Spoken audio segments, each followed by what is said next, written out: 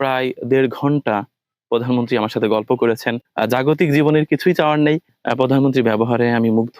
দেশের মানুষের কাছে যখন সামাজিক যোগাযোগ মাধ্যমে প্রধানমন্ত্রী তারেক রহমানের সরল ও অনাড়ম্বর জীবনযাপনের নানা মুহূর্ত আলোচনার গল্প হয়ে ওঠে, ঠিক তখনই হয়তো তারেক রহমান প্রকৃতি ও জীবনের সহজ পাঠ শেখেন গ্রামীণ জীবন, প্রকৃতি ও মানবিক গল্প তুলে ধরা কন্টেন্ট ক্রিয়েটর জুয়েল রানার কন্টেন্ট থেকে।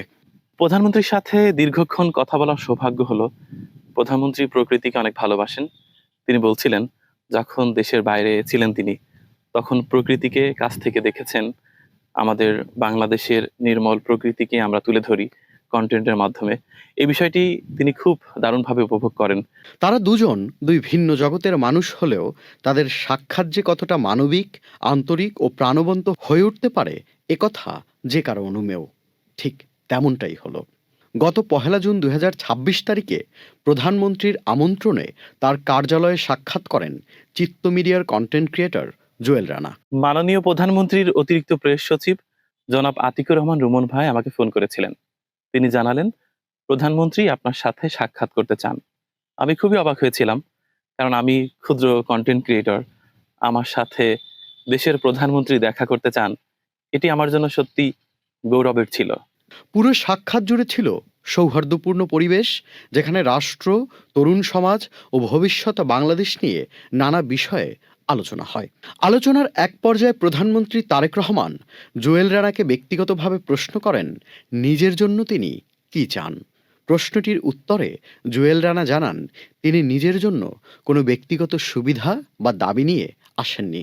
দেশের একজন সাধারণ নাগরিক হিসেবে দেশের উন্নয়ন ও মানুষের কল্যাণই তার প্রত্যাশা। এবং বলছিলেন এই কাজটি যেন আমি না থামাই। এটিও বলছিলেন যে এই কাজটি আরো ভালোভাবে করতে আমার কি কি লাগবে। আমি শুধুমাত্র বলেছি আপনি দোয়া করবেন। আমার কিছুই নেয়ার নেই, শুধুমাত্র আপনার দোয়া চাই। জুয়েল রানার এমন জবাব শুনে প্রধানমন্ত্রী কিছুটা বিস্ময় প্রকাশ করে বলেন, নিজের জন্য তো কিছুই চাইলেন না, তাহলে বলুন আমার জন্য কি করবেন। জবাবে জুয়েল রানা বলেন, একজন সুনাগরিক হিসেবে আমার যে দায়িত্ব কর্তব্য আমি সেটুকুই পালন করব। তিনি বলছিলেন যে কাজটিকে ভালোভাবে করতে কোনো সহযোগিতা লাগবে কিনা। আমি বলেছি না, শুধুমাত্র দোয়া চাই। পরিশ্রম এবং এই বাংলার প্রকৃতিকে ক্যামেরায় উপস্থাপনায় ফুটিয়ে তুলতে পারলে আমিও নিজেকে সৌভাগ্যবান মনে করব। প্রধানমন্ত্রী অনেক বেশি ভালোবাসা দিলেন এবং আপ্লুত হলেন, এবং এই প্রকৃতির সাথে সাহিত্যের বর্ণনা এটি তাকে মুগ্ধ করেছে। বললেন এই কাজটি কখনোই ছেড়েন না। তার এই উত্তর শুনে প্রধানমন্ত্রী হাসি মুখে মন্তব্য করেন, আপনি অনেক বুদ্ধিমান।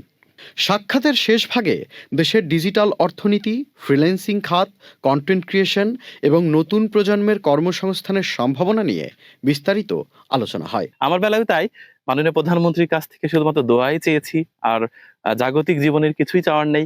এ কারণে আমি সবটুকু বলতে পেরেছি। আমার ভেতরে যত কথা ছিল, রাষ্ট্রের সাধারণ নাগরিক হিসাবে আমার যত জায়গায় অভিযোগ ছিল, সেই অভিযোগগুলো প্রধানমন্ত্রীর কাছে বলেছি। জুয়েল রানা জানান, প্রযুক্তি নির্ভর তরুণদের জন্য আরও সুযোগ সৃষ্টি এবং উদ্ভাবনী উদ্যোগকে উৎসাহিত করার বিষয়ে প্রধানমন্ত্রীর ইতিবাচক মনোভাব তাকে আশাবাদী করেছে। বর্তমান সময়ে আমরা একটা কথা শুনতে পাচ্ছি যে ফ্রিল্যান্সার কিংবা যারা কন্টেন্ট ক্রিয়েটর, তাদের আয়ের ৭.৫% ভ্যাট দিতে হবে। তো এটি নিয়ে প্রধানমন্ত্রীর কাছে জানতে চাইলাম যে এই সিদ্ধান্তটা ঠিক হচ্ছে কিনা, বা ভেবে দেখার জন্য। মাননীয় প্রধানমন্ত্রী আমাকে জানালেন এটি সম্পূর্ণ ভুল, এরকম কিছুই না। যারা ফ্রিল্যান্সার, যারা কন্টেন্ট ক্রিয়েটর, তারা দেশের টাকা পাচার করে না, উপরন্তু বিদেশ থেকে তারা অর্থ দেশে নিয়ে আসে। তারা আমাদের রাষ্ট্রের সম্পদ, তাদেরকে আরো বেশি নার্সিং করতে হবে। এবং উনি ওই জায়গায় বসেই ওনার দাপ্তরিক মানুষকে ফোন করলেন এবং বললেন এরকম কিছু হয়েছে কিনা। ওনারা বললেন হয়নি।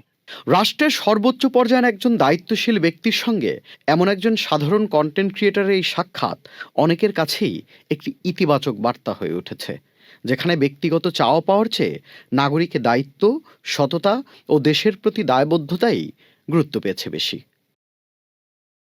Tanvir Limon, channel I.